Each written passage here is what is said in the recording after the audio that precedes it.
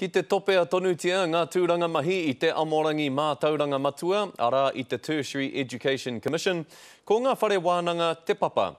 Koera tētahi o ngā wanga kua ara ake nei, whai muri ho I te putanga mai o te kōrero, tērā ngā tūranga mahi ko tahirau e rua te kau I taua tari te topea. Kei a Heta Gardner ngā whakamārama. Ki te patua muri ko mua ka rongo I taua papaatanga. He tini I nā āhuatanga, he tini I nā ture, I nā tikanga, no reira ka pātunu mai tērā kia mātou, me pēhe te huri I nā whakahaere, I nā whakariteri te roti tamānanga nei, kia hanga e tika tonu atu, ki wēnā mea ho. He tau anō, he topenga mahi anō, ki te Amorangi Mā Tauranga Matua.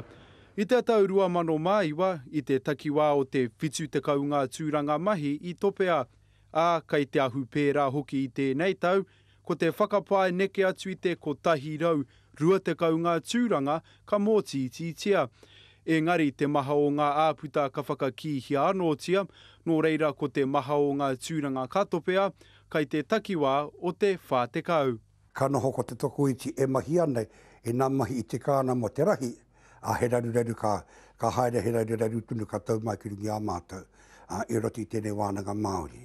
He oi tērā ngā whakatūpato a te Amorangi Mā Tauranga Matua. E hara tēnei he tirohanga hei tōpea mahi, kai mahi rānei. Koe nā tētahi o ngā huapea, engari ko te tino kaupapa, te kaupapa tūturu o tēnei tirohanga hou, te whakapakari I ngā mahi a te Amorangi Mā Tauranga Matua. Kei te huri etahi ki te whakatuaki I te kāwanatanga mō e nei raru, engari kaore a tāwhiri mātea I te whakaae. Me tumano ko pēha, ko te kāwanatanga o tawa I te mutunga iho, ka pai tonu ka tō tika tonu tā rātou āwhina tautaka mai I nā wānanga e kaha nei, tuatahi ki te whakatō I te reo, kia taga te whenua, me nā mātauranga Māori. Kaore I te mōhiotia mina koinei te mutunga o ngā tūranga mahi katopea I te Amorangi Mā Tauranga Matua. Heta Gardner, Te Karere.